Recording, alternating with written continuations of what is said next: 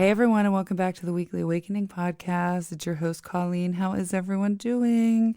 Let me just say, I hope this podcast, whenever you're listening to it, if you're listening to it this morning, this afternoon, this evening, helps you bring yourself back into the moment, or helps you restart a moment, or helps you start your day in a positive way. I can promise you that. And if you want to help me out, please subscribe to or follow whatever you listen to this podcast on. And make sure you send this to someone else so this can hopefully help awaken something in their day. How is everyone feeling with this daylight savings time? It's crazy. I always find it feels a little worse in the springtime. It's different. Our energy is more up. So my kids are a little bit crazier because we lose sleep, but my kids and myself are kind of crazy this week when we gain an extra of sleep because we're headed into the darkness and everything just seems colder and darker. And, you know, we're in the hibernation time. Remember, we're supposed to hibernate during this time. Anyway, let's take a deep breath. Let's restart this day. Remember, I think this week we got a lot going on in astrology. We have Mercury Conjunct Mars, square to Saturn. We have Venus in Capricorn. So there's a lot of energy this week. There's a lot of good energy this week, and there's a lot of fast moving, fast talking. I can already feel like I'm starting this podcast out like boom, boom, boom, boom, boom, saying everything I need to say. Let me start out with a funny story, though. As Mercury and Mars are conjunct, you know, they're conjoining right now. We're going to feel it Monday through Friday. Well, as it was starting to get close around midnight last night, I sent the Capricorn moon, the guy I'm seeing, a little bit of a risque text this time, and it will reflect back to what happened the last time this happened to me. And I accidentally sent it to my mother. Oh my God, I sent it to my mother. It was the funniest thing. I was so out of it the night before, Sunday night, the night after daylight savings time. I was exhausted out of it. And the Capricorn moon has an Android and my mom has an iPhone like I do. So I see one green and one blue. And I was just getting ready to go to bed. I'm kind of out of it. And again, the mood strikes me every time Mercury and Mars are coming together. And I said, let me send this little bit of a raunchy text. And I instantly was like, holy shit, I just sent this to my mother.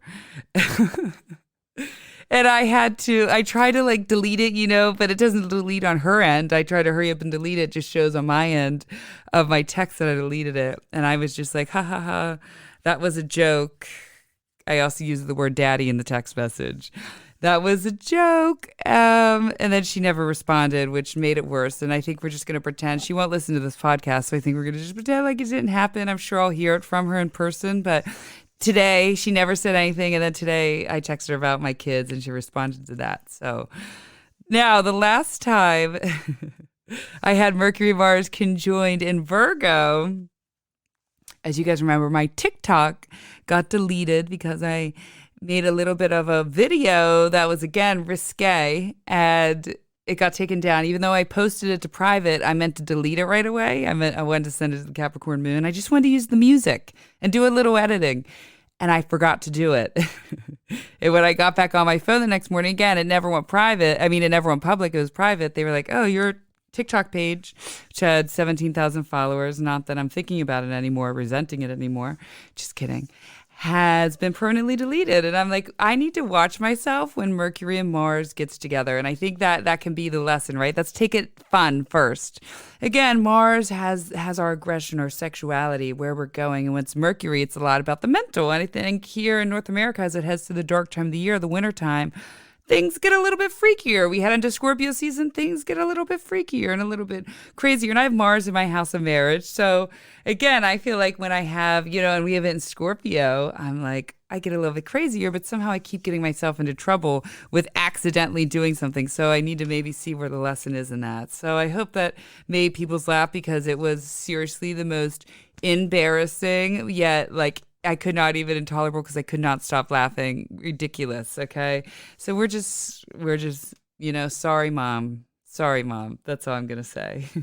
All right. Well, let's just jump into Mercury conjunct Mars. So we have this all week. And remember, this is going to be a time that we want to take action, but we want to take constructive action. constructive, aggressive action, right? This would be a time if you're going to, you're trying to go after a lawsuit, you're trying to go after getting a new job, you're trying to go after something that's not fair. This is the time we bring up the argument, but we make sure we have all the facts and everything backed up to the argument, right? And we make sure we're coming from a problem-solving place, not a problematic place during this time, because with Mars, we can be causing problems and not having constructive things. Now, Mars is in its home sign of Scorpio, so it's happy there, and it's conjunct Mercury in Scorpio, which is bringing out, again, a little bit of an emotional reaction side.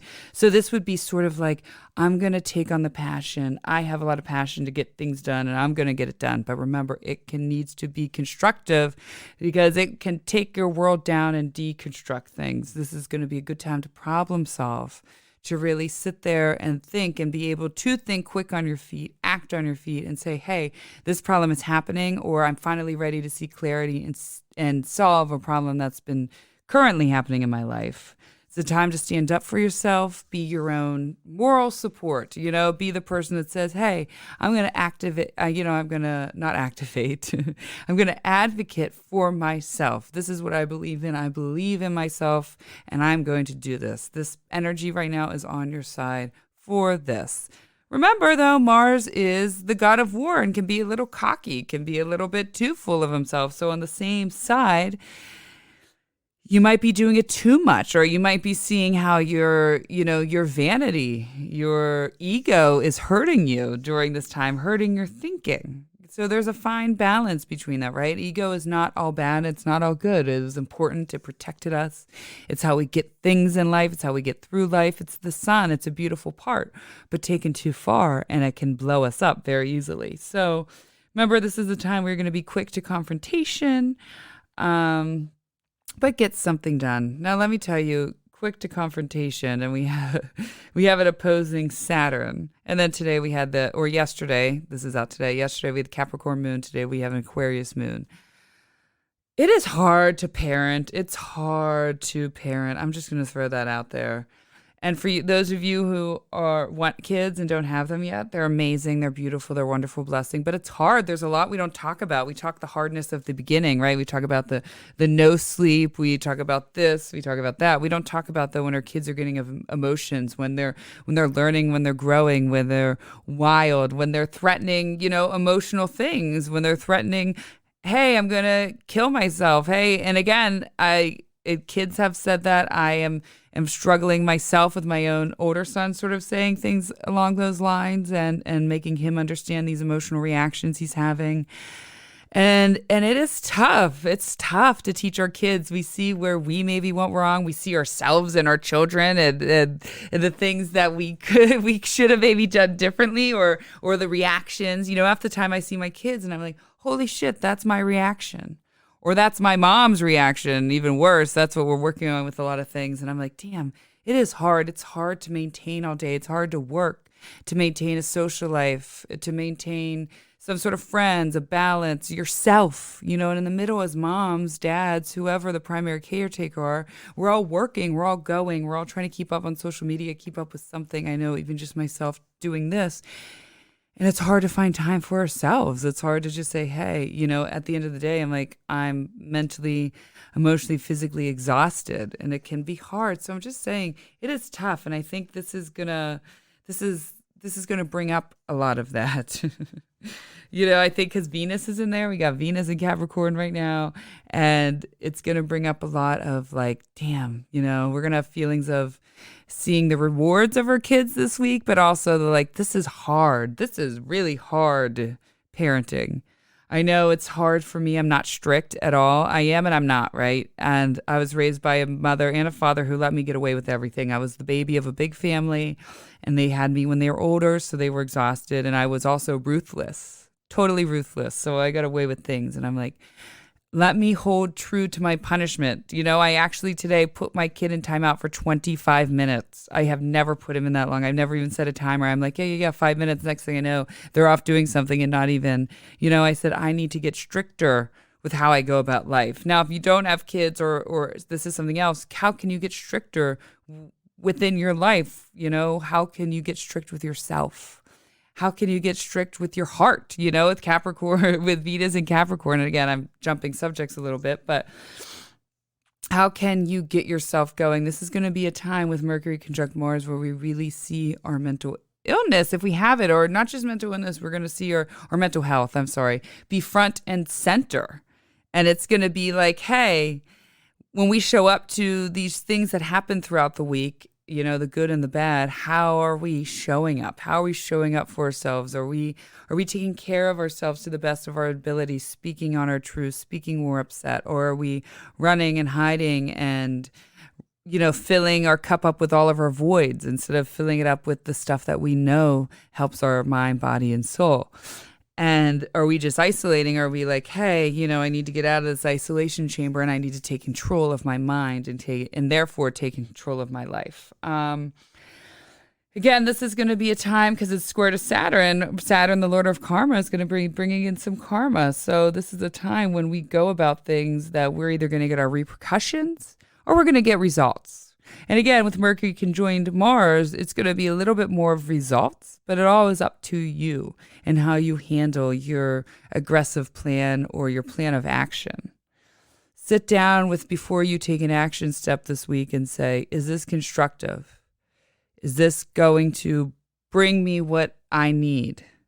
Is this going to help me in any way? All of that is going to be very important to ask yourself before you make those more aggressive moods. Again, with it, square the Lord of Karma, and now we have Venus in one of Saturn's signs. There's going to be a lot around the family wounds and the family karma. And the result, like saying, hey, is the result of my thinking, is the result of me not being able to get up and do things, is that something I learned? Is that learned behavior? Is the result of me not being able to believe in myself or be confident, is that because someone doubted me growing up my whole life?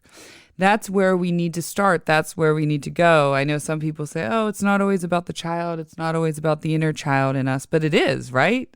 It is. It's where it all began. It's where we all learned. We know how important our mind is. We know that the little kids are subconscious, just breathing it in. Just look at your own kids. Look at the way their mannerisms. Or again, in the salon world, we see people all day long. Half the time we do the entire family. So, I'll look at a 16-year-old son. I'm like, oh my God, that's the exact way the dad laughs. The dad says that. That's the exact way the mom says that. Okay. And that's just on a very simple level.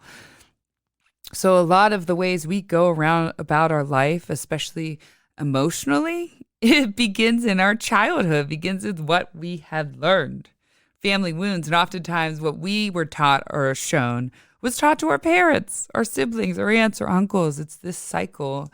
And each time I think that we're here to hopefully do better, but we're not going to be perfect. We're going to screw up. I think I screw up parenting every day, but I do know that my kids know they're loved. And my older son, I said earlier, is in therapy now, and the therapist said, that's not why I'm laughing. Sometimes I just laugh when I talk about emotionally uncomfortable things.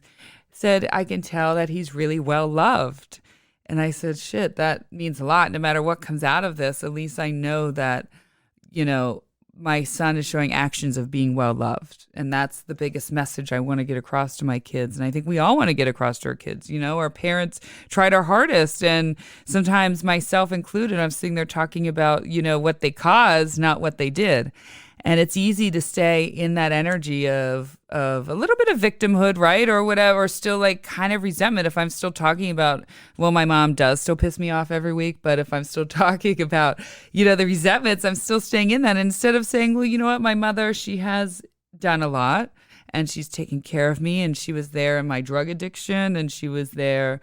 She takes care of my kids all the time. She's the first one to show up whenever I need her. We may have our issues and she may have caused things, but she and my father always showed me love no matter what happened. I knew that I was loved to a degree. On another deeper subconscious level, it's a little more confusing, but we're not going to go there today. So the family wounds are going to show up and they're going to be present and we're going to feel them.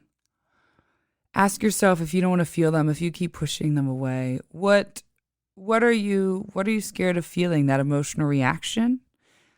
That's what it is. Again, I think I say this on every episode, but you're not going to die from your emotional reaction. You're really not. It's not going to kill you. Trust me. You wouldn't believe, as confrontational as I might sometimes come off, you wouldn't believe how many times I was scared to present or scared to tell someone something, just afraid that I would disappointment and that reaction, what that sets off inside me with disappointment. But it doesn't kill you. And we get beyond that. So remember that. Now let's talk about Venus in Capricorn. Now Venus rules our beauty, our love, our aesthetic, friendships, relationships of all kinds. In Capricorn, Saturn sign. So in one way, let's talk the positive. There's a little bit of, and Jupiter's still in Aquarius right now, but it's out of retrograde. So there might be a little bit of rewards. There might be like, hey, our relationship has gone through a lot, and we went to therapy, and we did this and we did that, and we checked off all our P's and Q's, and I think we've come out to the other side, like finally seeing, okay, we're getting back to the spot we originally were in. This is a good spot, some rewards there around love.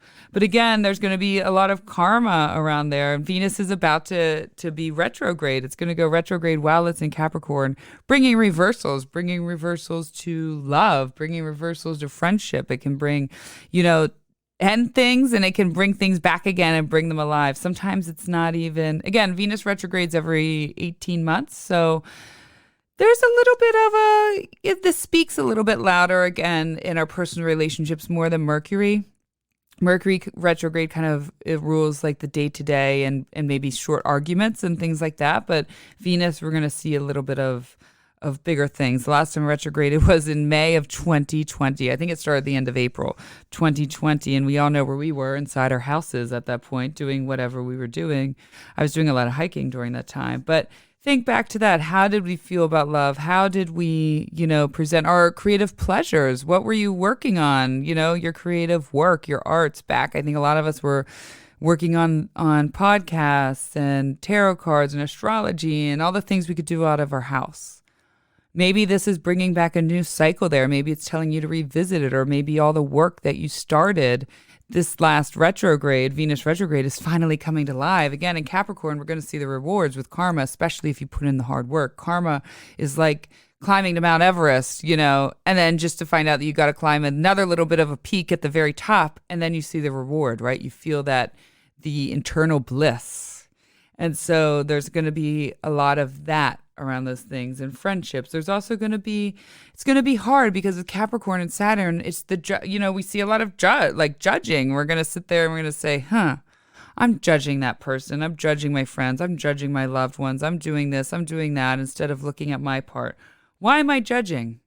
How am I coming from a place of compassion? I want people to come from a place of compassion when thinking of me, when thinking how I am and thinking how they interact with me, but am I doing that for others? Where am I passing on too much judgment? Am I opening up my heart? Last week I did a great meditation. I was working out, and really sit with this and sit quietly, do whatever you do with music, beats, whatever it is, and breathe in, breathe out, do some breathing exercises, and really zen and say, where am I not showing love? Where am I not showing understanding and compassion? May I release this. Do some heart chakra meditations. Release that green energy heart chakra. Realign it. And tell yourself, how do I need to open my heart again to love? Also around friendships, it's going to come up some questions around, do I not put myself out there enough for friendships, for love? Am I putting up blocks and restrictions? Or am I always going out of my way to bring people into my life, to go seek out friends, to go seek out lovers, and something's not working with that either? There's a balance in energy. I know for me, I tend to be on the one of, I have trouble maintaining friendships. I usually am good with one. Again, this could be some ADHD stuff that's pretty popular, but I have a really hard, and it also some fear, some trauma of people. Also, I only ever need one other person. That's just how I've always been. Even if I have a lot of friends, I really kind of just need one person.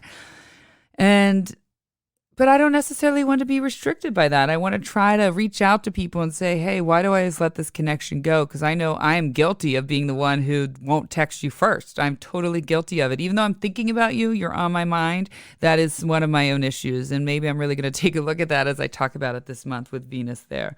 So we got a lot going in the rest of the week for the most part. The moon's going to be in Aquarius. Again, This is going to be our time to really sit and think and make smart, constructive action. Take smart, constructive action. And oftentimes, if we're feeling overcome with emotion, if we're feeling overcome with rage, if we're feeling overcome with that, if you can just walk away for 20 minutes of whatever it is from the person, place, or thing, if you could just take your mind off of it for 20 minutes and then revisit it, I guarantee you, you will come from a more constructive place. You will come from a more heart-centered place, a more grounded place. And coming to all your problems and reaching all your problems and meeting all your problems with a heart-centered place filled with love and compassion will always in the end be better and feel better and always work out. It's wild. Trust me, I've been on both sides. I have cursed people out many times, and usually it's when I'm already in a bad mood, and I don't do that too much anymore. And I've also sat there and come from a place of total, and I'm talking this could be telemarketers, friends, relationship, a place of total compassion, understanding, honesty. And that path always works out better, always feels better, always releases. Oftentimes that stubbornness you're feeling can be released. There's no reason to be stubborn. There's no reason not to forgive. So whatever comes up for you today, practice forgiveness, compassion, and love. Come from a heart-centered place. All right. Thank you, everyone. Thanks for listening to these every week, tuning in. Some new listeners that have been filling me in, saying they're listening. Thank you. Thank you, thank you, thank you for following me along since the beginning of 2020, this whole pandemic. Thank you for supporting me. Thank you for continuing to show me love. I really appreciate this, and I cannot do any of this without you. Remember, find me on all my social media, Instagram at Cosmic Colleen, Twitter at Cosmic Colleen _ and TikTok at Cosmic Colleen. Thank you, everyone. Love you all and have a great day.